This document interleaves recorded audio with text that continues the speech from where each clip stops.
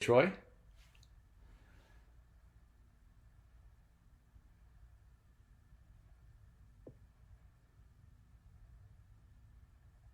You're on mic. You're muted, Yeah, Troy. Sorry, guys. that's right. Go ahead.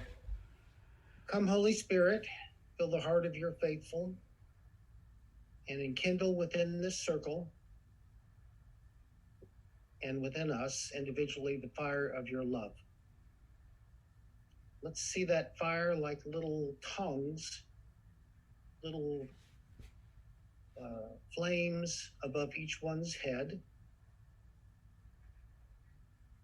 and a white light coming down from heaven in through the top of our head, swirling around our pineal gland and our throat, entering that heart, that grand and glorious heart where we share our love to the world in an unconditional way. And any healing that needs or balancing that needs to be done at lower chakras, just receive that now.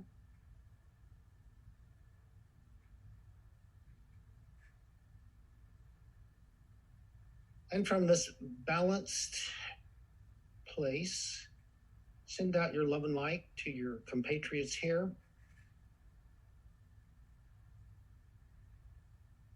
And then to your wider circle, people you know.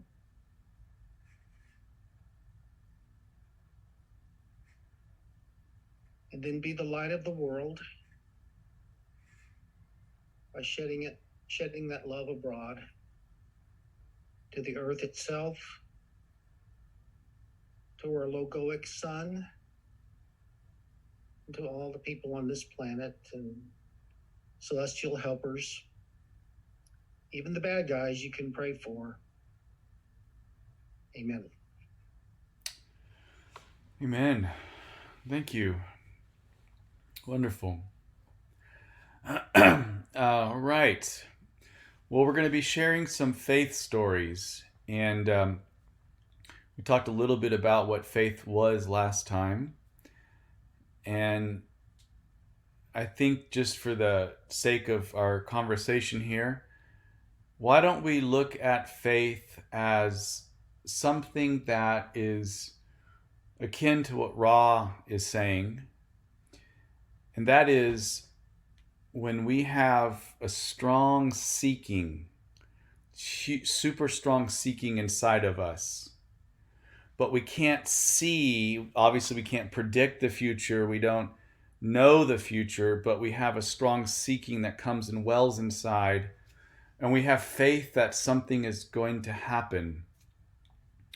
And maybe we go through a hard time or a time of uncertainty or something like that. And through our faith, we have a trust that we're going to land somewhere that will bear fruit and bring us to the archetype of resurrection, if you will. So I'd like to just throw that out there, and I'm going to open up with we can go multiple times, by the way, or you can go and you don't have to share at all.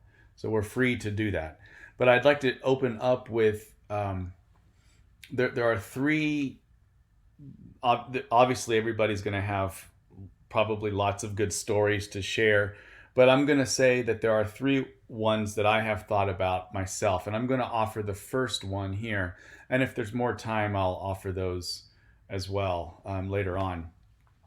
But this would be an example of some faith that really did change the trajectory of my life, and it's related to this sense that I was called to Nicaragua. I wanted to do volunteer work after college, and so I went to Nicaragua for 2 years. How I got to make that decision of going to Nicaragua was I was praying, and I had a choice between, do I go and not go to Nicaragua and do the safe thing, stay here, get a job, like everybody in my whole family was telling me, or do this really crazy thing, not get paid for 2 years, uh, go off in the jungle for just really crazy. And nobody was telling me that was a good idea. In my friends were cool with it, but I'm talking like authority figures in my life. They all thought I was nuts. They didn't understand it. I ended up making that decision to go to Nicaragua, and it was, I think, the best decision of my life, um, because it changed the trajectory of my life completely. And the second best decision I've ever made was to stay in Nicaragua. And that's what I'm going to share right now. Because what ended up happening is I myself have always struggled with depression and anxiety. And back then, back in my early 20s, it wasn't treated. Um, so here I was in Nicaragua. I thought I spoke Spanish, but boy, did I not understand much what was going on. And it was rural Nicaragua, and I had lived in Mexico, so it wasn't the same kind of Spanish. And I was thrust into a situation where I was teaching English to 60 kids uh, without electricity. And I'd never taught before. So I wasn't really well prepared in many ways. But the way it worked for me is that I started to get very depressed. And I never left it got to where I couldn't even leave my bed, which had a mosquito net on it. I couldn't even leave my mosquito net. I was just so depressed, and I just every day was a struggle, and could I just survive? It was the priest. I landed, and the priest with whom I was staying had to go out, so I didn't see him for 2 weeks because he had 150 communities he was involved with. The American that I was replacing, we overlapped for one day, and then he went back to the States for 2 months. So I was by myself, uh, and it was a terrible situation in the middle of the jungle. Um, and I remember thinking, I can't do this. There's no way I'm going to be able to do this. Yet inside of me, I had this incredibly strong faith that I was supposed to do this, and all of these things had synchronistically lined up to allow me to go there. Things that I couldn't have forced; it just happened. Um, and but I said, I can't do this. I can't. I have an anxiety attacks. I can't do this. And so I prayed, and my prayer was, what should I do? And the word that came in my head was paciencia, which means patience in Spanish. Paciencia. Now, that's not what I wanted to hear, because what I wanted to hear is casa, come home. But what I heard was paciencia in my head. Then I was talking, I left that night. I went out to the village, and this guy came up to me and said, paciencia, like out of the freaking blue. He said, I mean, I can't remember exactly what we were talking about, but I remember him saying paciencia, which I kind of like thought to myself, Dad gummit, I don't want to hear this. Then that night, I had a dream. And at that point, I hadn't met Mr. T, Troy, to teach me how to do dream analysis. That would be several decades later. But I had a dream that night, and I remembered it. And that dream was still so vivid. And it was where a woman came up to me and said, paciencia. And of course, I wake up, I'm feeling depressed, and I'm like, dang. Well, you know what? Screw it. I'm still leaving. Because my thinking was, I told God if I hear it 3 times, and that was number 2. And so I was still pretty sure I was going to leave. But that day I was asked to give a retreat to some nuns in Spanish, which I didn't speak very well, so I had to write it all out. And the retreat was about the gifts and fruits of the Holy Spirit. And I had walked in late to this retreat because I was typing it out, and everybody had gotten a piece of paper of one of the gifts or fruits of the Holy Spirit. I was the last one, and the nun said, "Okay, here's yours." Turned it over, paciencia. And then at the very end of the retreat, she was passing out, as Troy said, the little tongue of fire. From the Bible, there's this sense of after Pentecost, these little tongues of fire come down and rest upon the apostles' heads. I mean, it's sort of it's in the New Testament there, and so the retreat was on the Holy Spirit, and she got to me. She was passing out these little cut out, look like little flames with one of the gifts and fruits. And she got to me and it dropped and it fluttered down. And she was about to give me another one. I says, "No, I'll just pick this one up." I reached down, picked it up, turned it over, paciencia. 4 times in 18 hours did I get paciencia. And at that point, I could no longer say that it wasn't absolutely clear for me that I had to stay in Nicaragua. So I ended up moving things around. So I wasn't alone. I left that village and went to a different one. It changed my life. I completely got rearranged, came back, went to grad school, met my wife. All of these things unfolded because of that pivotal time in my life. But the faith that I had going into it was I had to go to Nicaragua. I couldn't explain it to anybody. But the pain that I was feeling there was so great that I felt like I had to come back.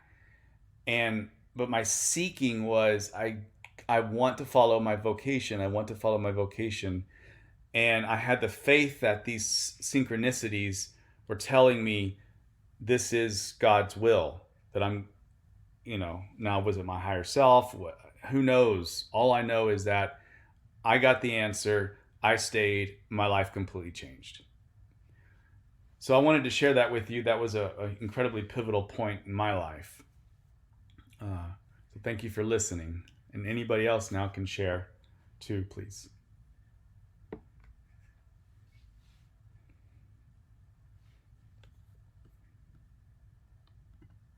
So I will share.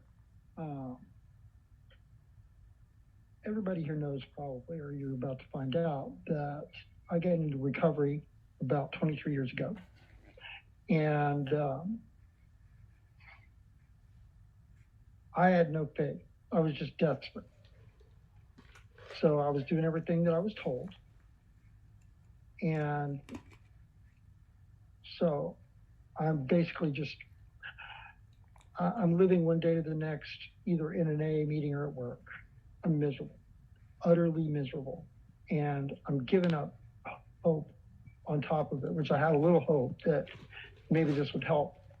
Because I was thinking, if I can't feel better, I don't really care if I'm sober. So I wanted to feel better also. Now, I went up to Dallas. I lived in Lubbock, Texas back then. I went up to Dallas to see my parents and had a predictably miserable time. I almost feel like I went there to convince myself that I needed a drink, but I didn't. On the way back, it's night, I'm driving, and about 3/4 of the way, it's, almost 400 miles there, I noticed that my radio wasn't working quite right and my lights were getting dim. So I turned my radio off and I'm like, I wonder what's going on here. And my lights keep getting dimmer and dimmer. So I pulled into this green elevator that had a light. I popped the hood and I don't have any belts. The belt that's supposed to be going from the engine to the alternator to charge the battery is gone. I'm about 75 miles from anything, and it's the middle of the night. So I'm like, okay, this would be a good test. Hey, God, will you give me the resources to make it home? And I'm expecting an adventure of some kind, like I'm gonna, some chicken truck is gonna give me a boost or something. And I just go back to driving. So I drive, and the car's running worse and worse and worse as I'm getting home. And about a block, maybe a block and a half away, it finally craps out and dies. So I kick it into neutral. And I coasted into my driveway and didn't have to use the brake to stop.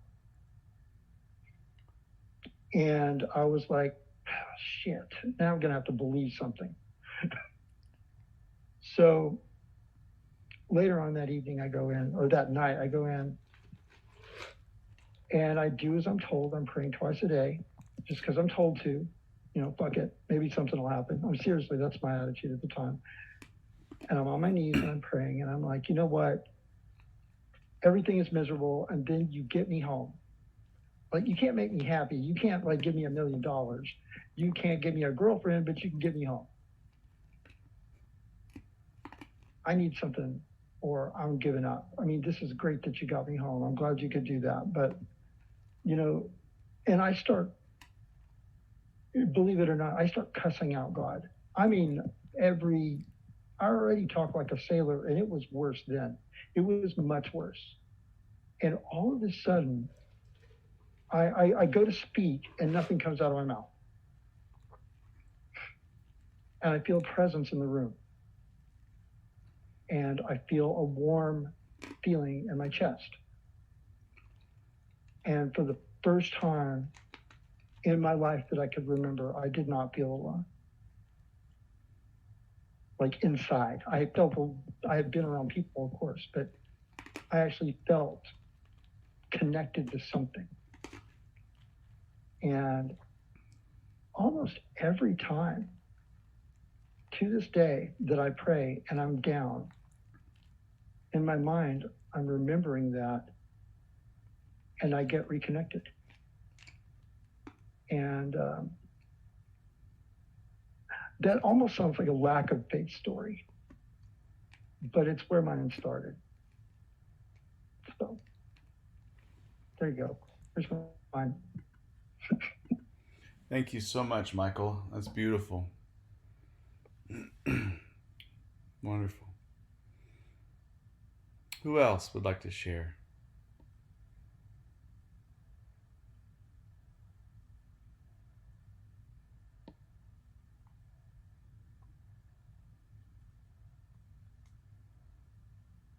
I can share, Doug. Please. A little bit. Yeah. Some of you have heard some of my story in the Slack channel and whatnot, but I've kind of always been a seeker, I guess you could say. I grew up Catholic, but as I've described before, it was a dutiful thing, what I would call, we would go to church and, I wouldn't feel anything. Sometimes you'd go into church and you could hear the voices and just the people together. You feel like a little bit of a sense of awe, just at like some of the community aspect of it. But for the most part, I never felt a presence, from what I can tell. And I kind of lost faith in it, I guess. But I always felt like there was something that connected us to, nature or the universe or something. Probably 12 years ago, I felt this, I wouldn't say a presence, but it was just this very hard belief or feeling that I was like destined or like preordained to have a daughter. And it was just like it was just a feeling that I had that was very like heart centric and something I just could feel. It's hard to explain. I don't think I fully understood it until 2 years ago. But 2 years ago, I did have a daughter. That daughter was born in utero. Little did we know. She came home and everything seemed very normal, but she started to have seizures. And once we had an EEG done, we found that in utero she had a pretty massive stroke on the left side of her brain that was causing the epilepsy and whatnot. And we went through a pretty long journey, but without all the great details.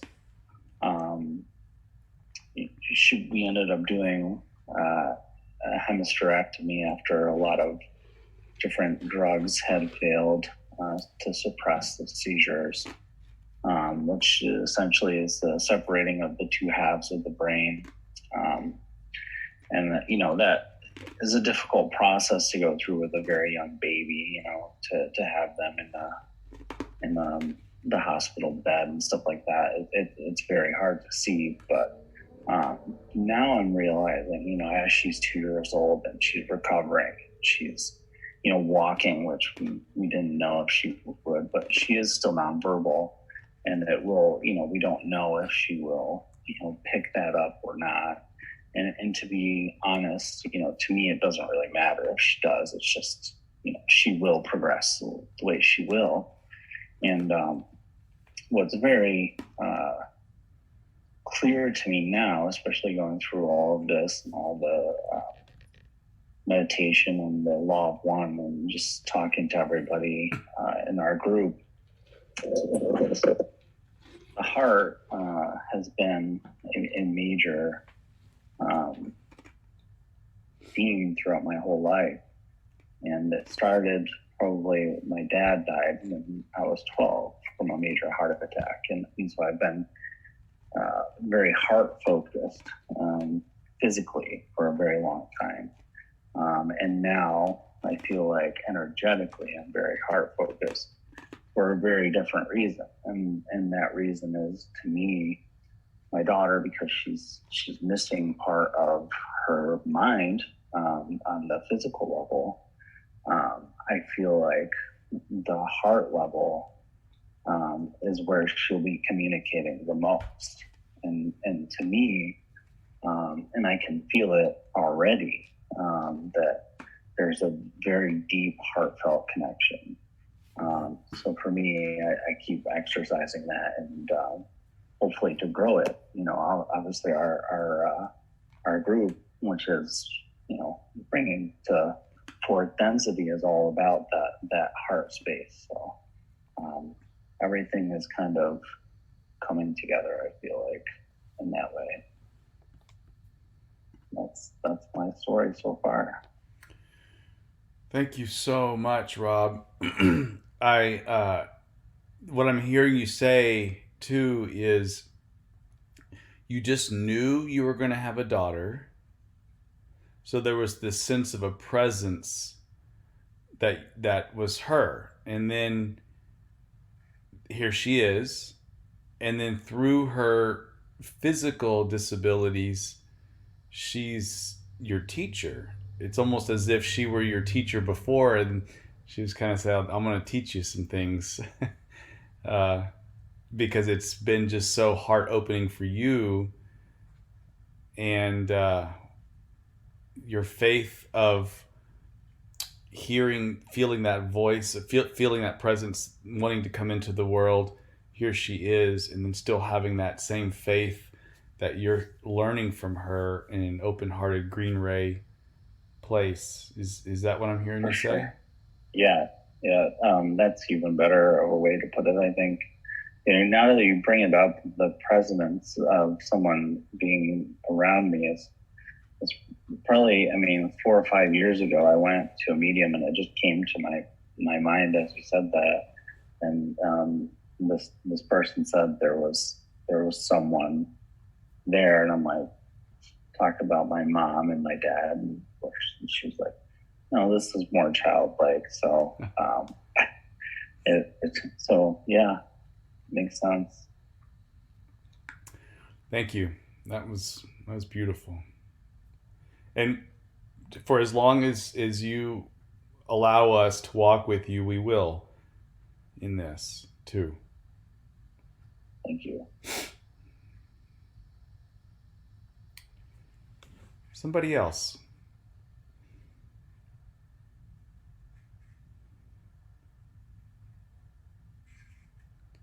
Troy? I have a quick story. I was a 20-year-old young man, somewhat devout, or very devout actually, but I did not know what to do with this lovely woman by my side at that time, who was just my girlfriend. And I did not know if I was going to get into medical school. And I did not know a lot of things that I wish I knew, because they were sources of anxiety for me. And I wished that an angel would just come down and tell me what to do. And filled with 20-year-old angst, I was sitting out in front of the university library, and I heard this song that the Baptists sing. It goes, "For I know whom I have believed, and am persuaded that he is able to keep that which I've committed unto him against that day." So it's a Bible verse, and it goes, but the word that was underscored was whom. For I know whom. And I realized that I was not asked to have faith in the outcome of the events of my girlfriend, or the events of my medical school, or the events of my academic career, but I was called to have faith in a whom, in a person. And that just helped me so much to realize that at that time, that I didn't have to know the outcome of all these events. I could just trust the whom. That's my story.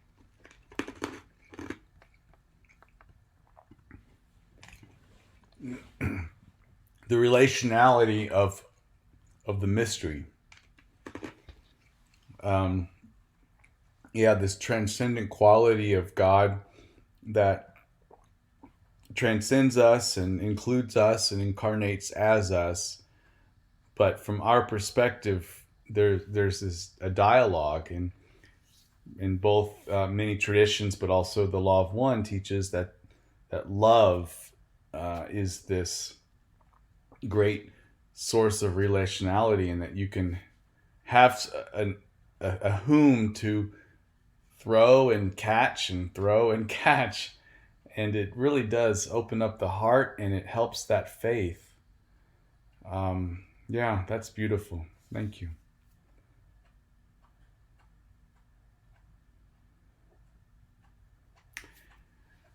Eduardo or Tatiana, would anybody like to share?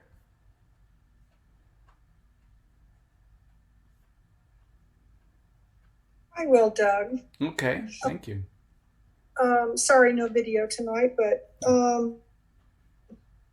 as I was listening to everybody, I was just kind of thinking back over all the times in my life, probably since about the age 15, when things just started to feel getting darker and darker with each passing year, and remembering that sense of always being held and always being gently guided, or even I could hear a message.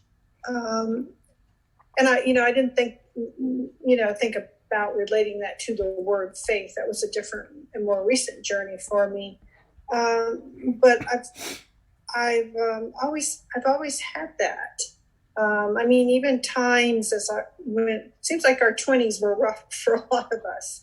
And even in my 20s, when I really didn't want to walk this earth any longer, I would get the message well, first of all, I wasn't going to be allowed not to walk this earth anymore. But the message was more that all would be well, that everything's going to be okay. You just got that sensation for that. And I have asked, I remember even when we were thinking about simple things like moving to Texas after living in Washington most of my life. And I said, do we move to Texas? And I got a real clear yes. And I thought, are you sure? And I got another clear yes. And I thought, okay, I'm gonna leave it alone. And I'm gonna ask again later. And I asked one more time, and I got a clear yes. And then a little similar to your story, Doug, that things just started to unfold. I mean, asking this question in July and all the things that needed to happen in order to get us here by October 1st of that same year were just one door after another, very synchronistic. And then, of course, then being here for my father's passing in person, able to hold his hand at the very end and talk to him, was a blessing. And even more recently, as Michael was sharing his car story, I couldn't help but giggle because that's kind of what our experience was. And I kept hearing, God's not going to give you more than you're able to handle. And just trust, because when you're driving and you're in some big 40-foot motorhome towing a car and it's starting to break down, you're just really okay, So we were guided to a landing spot, and everything's okay. But I did ask, as this motorhome was being repaired, I did say, because I didn't even want to drive it home. I wanted to sell it right here in Tennessee. Let's just let it go. And I said, will we make it home in this motorhome? And I did get a yes. So, just even on your simple things like that versus, and also being carried through the deep, dark, hard times, asking every day that, for me, that may any fears and doubts that come up for me throughout the day end in faith, So, find its way to end in faith. So, I've experienced many of similar things that all of you have experienced. And I think the one thing is just having that sense of spirit flowing through you, holding you, supporting you, guiding you, there for you. And it's not going to let go of you and let you fall, so to speak.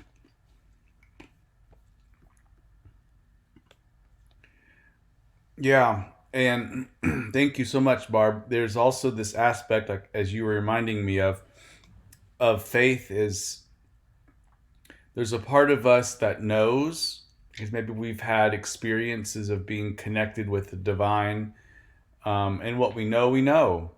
When you have a mystical connection, you intuitively have a gnosis, which means lived experiential knowledge. But there's also an equal amount of faith that is unknown.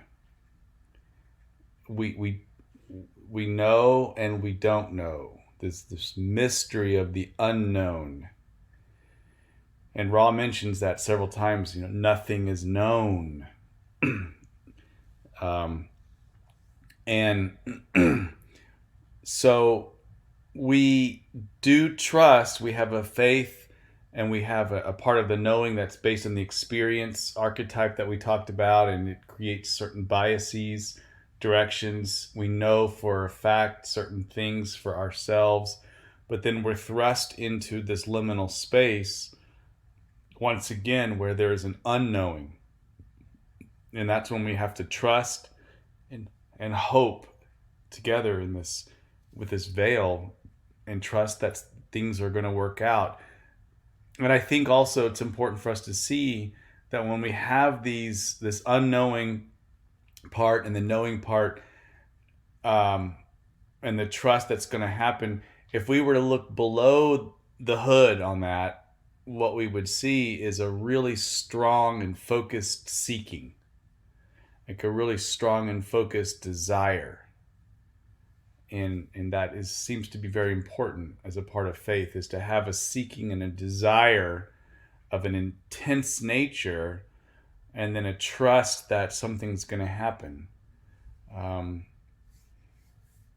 yeah, or to trust in a who, because that trusting in a who really is an open-hearted chakra thing that happens, and then we can become crystallized instruments. And Ra talks about that's what the adept is a crystallized instrument where the adept's will becomes less and less their will and more the creator's will. It's an interesting part. Thank you for sharing that, Barb. Who else would like to share? Doug, Yeah. there's a quote from Rob you can maybe help the group with. He says something about the role of not knowing things in being able to transit to fourth density. Do you remember how that goes? You want to help us around that, would you? Yeah. And Demarcus, you might know the quote itself, but Ra does say that it is essential to harvest a fourth density. It is essential to realize that we do not know, and that this is not a dimension of knowing, even subjectively.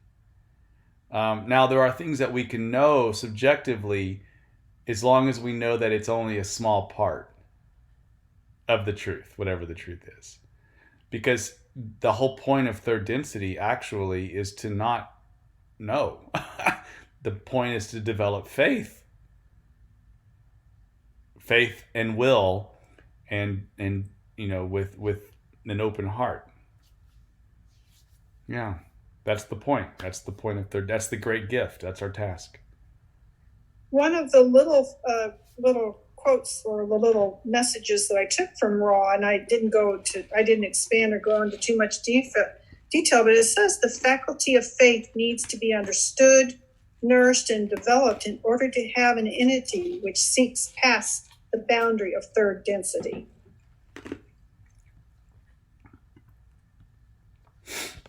Yeah, what do you take that to mean?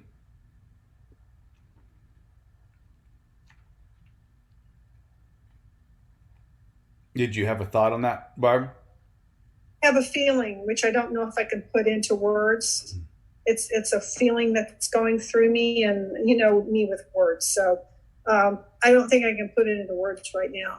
It's just something that's going through me as a feeling, Okay. of sensations. Okay. Anybody have any thoughts on that, or want to comment?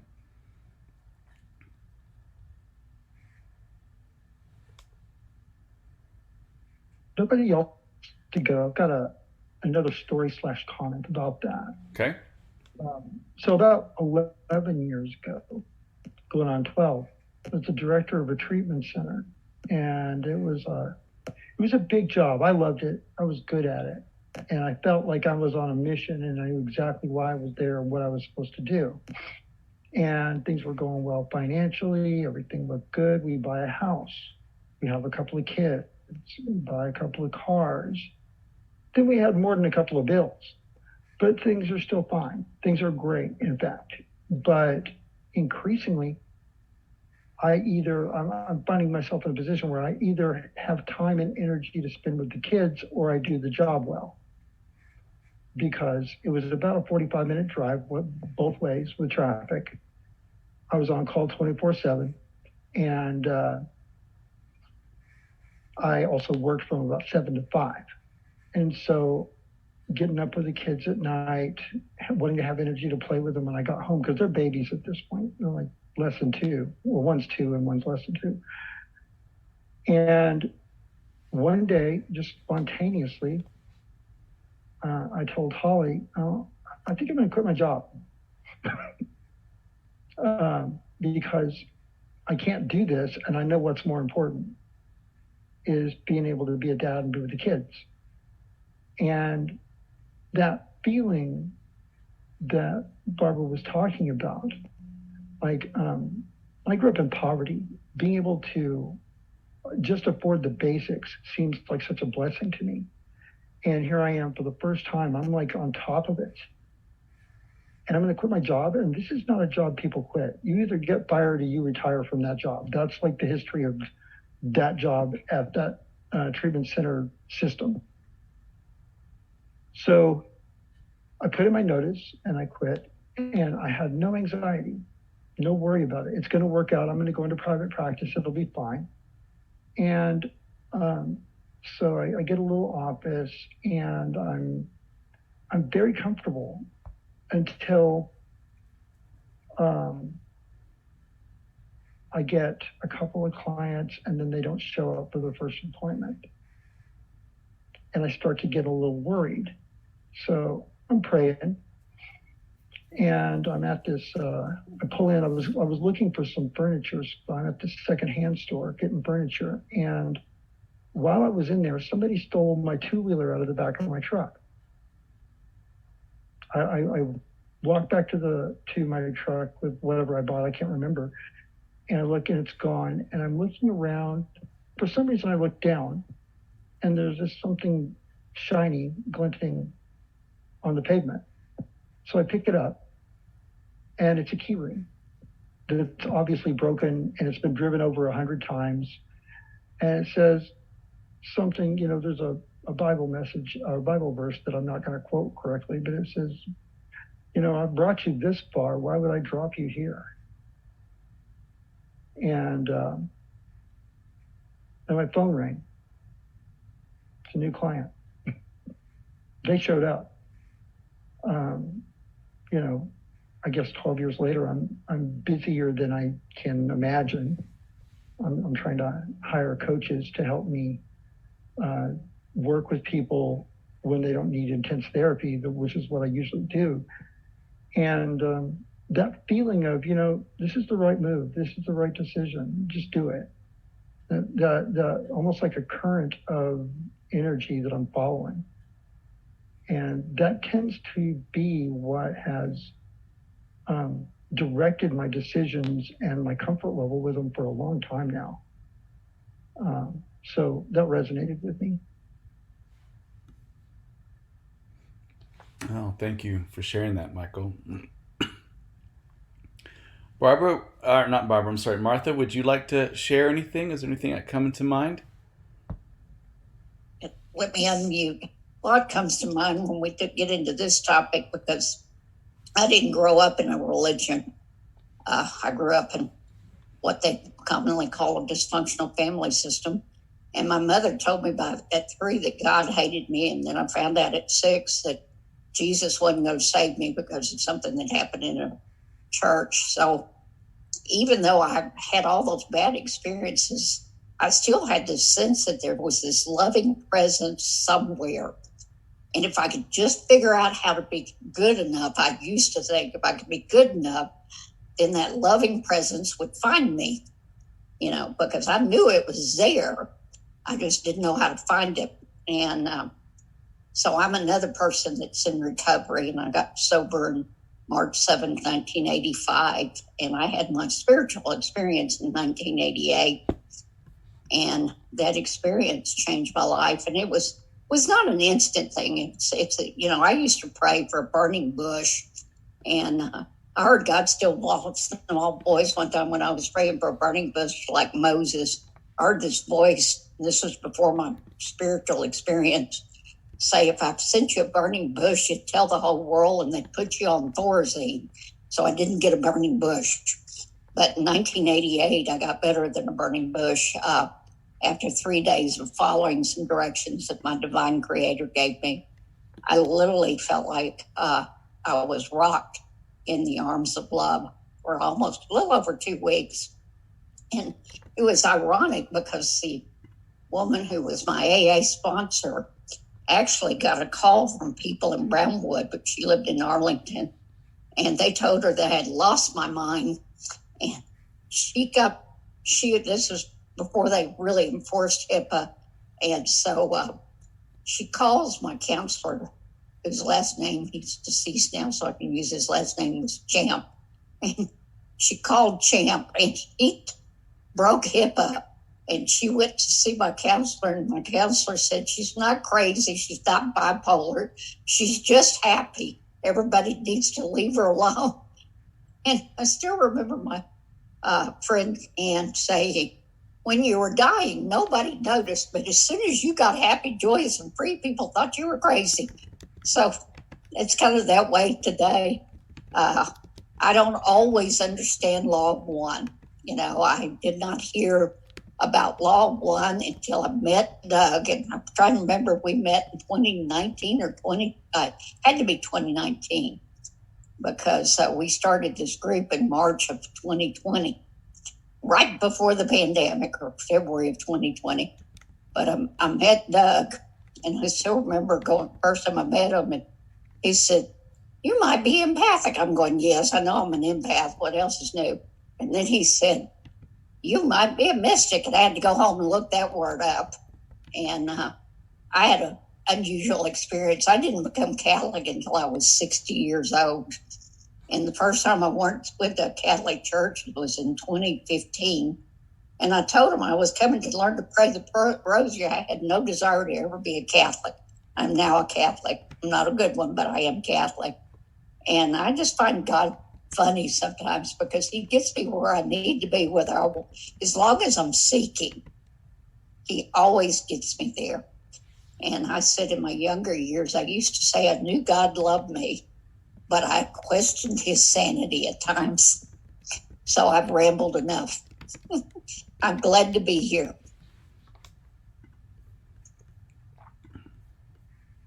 Thank you, Martha. I'd like to share one thing that happened to me that was right before meeting anybody here in this group, for sure. I used to work at the University of Dallas, and I worked there for four years, and I was the director of counseling in the last year there. And it was a pretty difficult place. On one hand, there was a lot of faith. On the other hand, it was mostly of the extraordinarily conservative bent, religiously rigid and narrow. And I saw my role. Now, this is my ego. I don't think this was God's calling, but I saw my role as to kind of be a help for people who wouldn't fit in that system religiously. And I thought I was going to stay there for a long time. I mean, I was getting a more and more responsibility and all of that. My clients liked me. I liked them. And then there was one particular client that I was trying to meet this person where they were at, and I shared my blog with them. And that was a mistake at a conservative Catholic college, because at a particular opportune time for this person, when they were failing out of college, they needed to have a scapegoat. And so I was that scapegoat. And so I got an email from the president of the university and to meet at an emergency meeting the next day. And my immediate boss was going to be there, and several other people were going to be there, including the campus minister and the priest and so on and so forth. So I went in there, and the president had printed out all of my blog, and there was highlighted parts, and basically said to me something along the lines of, you're a cult leader of the worst type, and this is an egregious use of the therapeutic alliance. Um, and it was horrible, the shame I felt. But even in that moment, uh, I on the outside and emotionally, I mean, it was really rough. On the inside, though, I had this sense of, well, Doug, you actually get to put into practice right now what you feel you always wanted to do if you were in a situation like this, which is to keep an open heart, um, and to not feel like you have to prove yourself.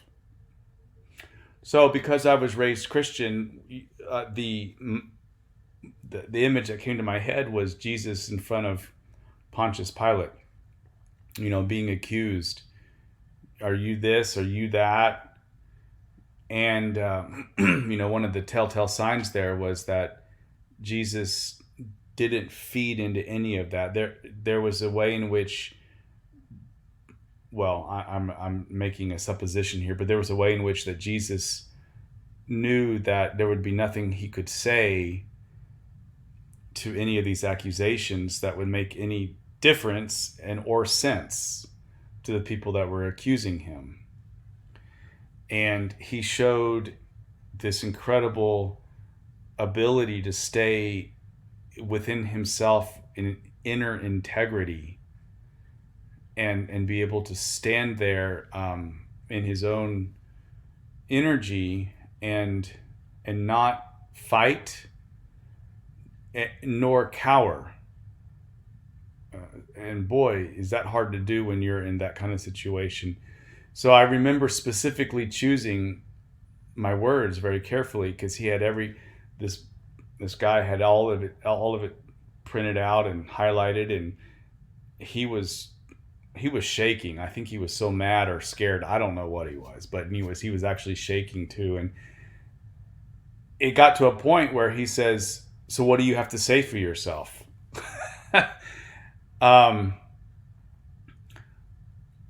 Well, I'm not going to tell him that, oh, well, just last week there was somebody that came into my office and said, I felt like I was called here and I'm starting to see auras, and and I'm able to perceive energy, and nobody in the world, am I crazy? No, I was, so I couldn't ever say anything like that, because that's just sounds so bad to extraordinarily rigid mindset. Um, what about the person 2 years ago who said that when she went to the Italy campus, she started to see everything transform, and she saw herself in her past life upon this mountain that she was looking at, and everything kind of got juxtaposed on top of that, and she's like, am I crazy? No. Or what about the hundreds of students that I saw who wanted to have a faith of love towards God, but all they were taught was wrath? And when I would offer them a different way to understand their faith, they loved it. But could I share that with this guy? No. So the only thing I could say to him was, I said, listen, and I said his name, you have all the power. So right now you hold 100% of the power in this equation. You have everything there. And I really don't have anything to say except that I still believe that I am following my heart and I'm doing my vocation. But obviously this is the last time that I'll be here in this university, and I understand. And that's all I said. There was nothing he could say to that. And then when I went home, and it was, just super hard.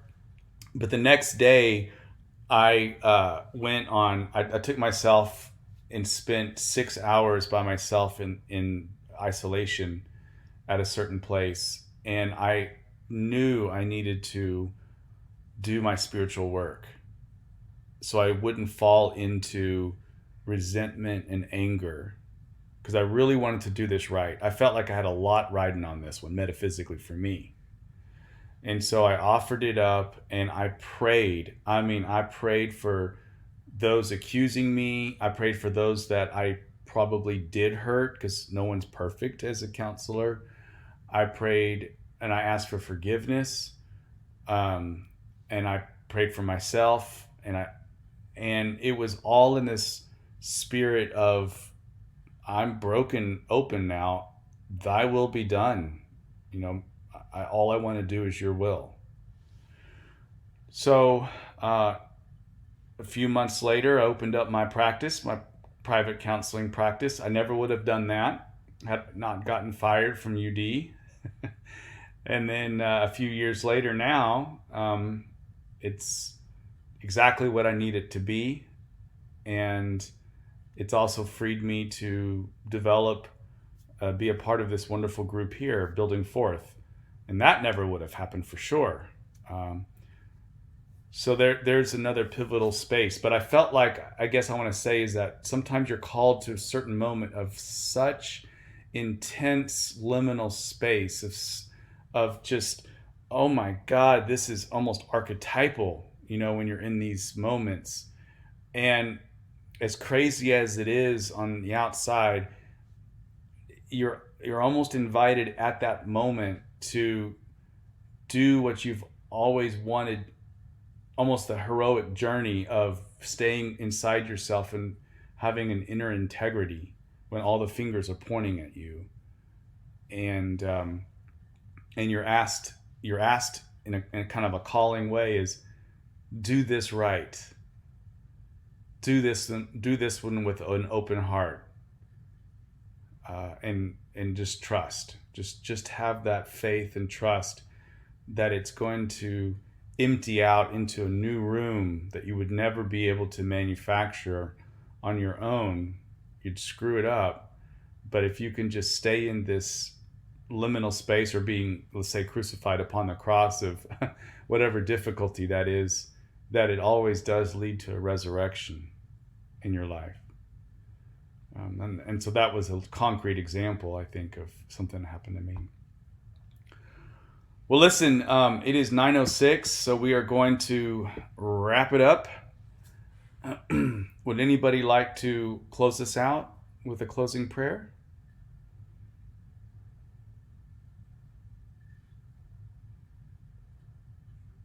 Okay, I can do it.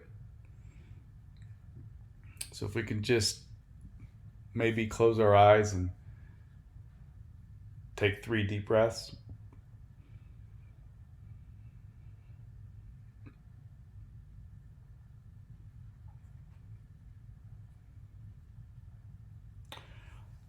Loving infinite creator, whose very nature is love,